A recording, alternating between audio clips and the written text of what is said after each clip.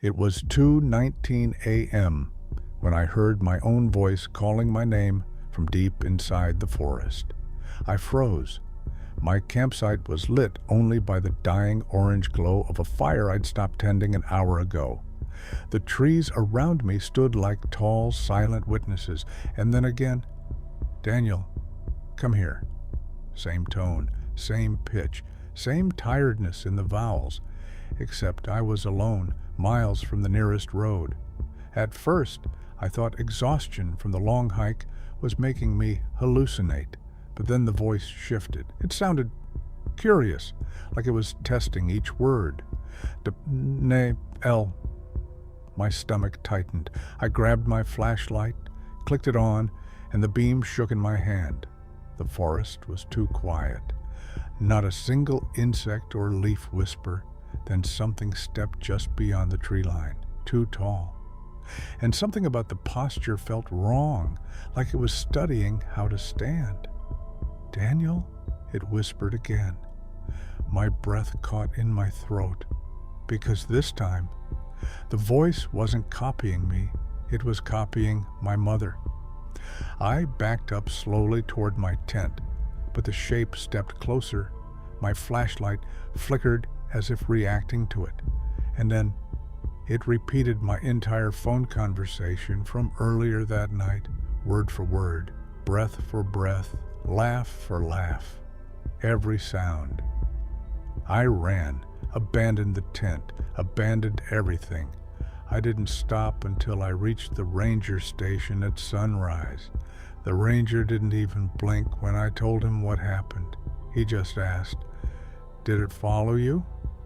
His eyes scanned the trees behind me like he expected something to step out. I never went back for my stuff, but 2 days later, when my gear was recovered, my tent was zip-tight. Inside was a perfect, flawless recording of me sleeping, except the breathing wasn't mine. It started with footprints, huge ones, far too big for any animal known in our region. I was a junior wildlife researcher assigned to a remote monitoring station. The job was simple: check cameras, log movement, report anything unusual. But those prints weren't unusual, they were impossible. Each step sank deeper into the soil than a bear, but the shape was disturbingly human. Long toes, a wide heel, almost like someone had stretched a person's foot to twice its size. Every night the prints circled our cabin. Every morning they vanished. One evening, while reviewing footage, I noticed something else. On every camera, at exactly 1:23 a.m., a single frame glitched. Just one frame. Always the same time. When I enhanced the frozen image, my blood ran cold.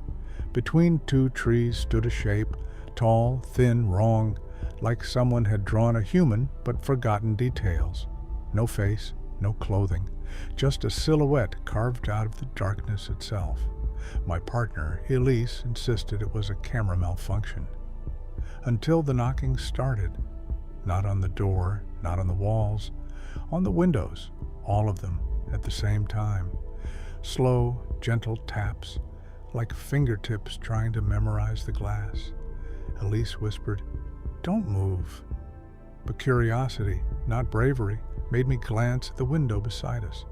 A face stared back, featureless, smooth like wet clay, but it leaned in slowly, as if it was trying to imitate what a face should look like.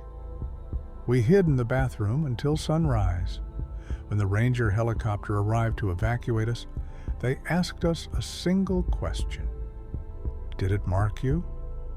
Elise's arm was covered in thin, perfect scratches, lines too straight to be natural, forming a symbol neither of us recognized. We never went back. But sometimes, at 1:23 a.m., when I'm half asleep, I hear tapping on the windows. I used to think night security at the State Forest Reserve would be peaceful, until I met the man on the trail. I first saw him on the monitor, a pale figure standing perfectly still on path 7. No movement, no swaying, just frozen, like someone had paused his existence mid-step.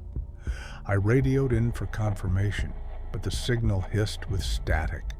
So I grabbed my flashlight and went to check. When I reached the path, he was still there, same spot, same posture. But when my beam hit his face, I felt a coldness inside my chest. His eyes were open wide, too wide, and he never blinked, not once. "Sir?"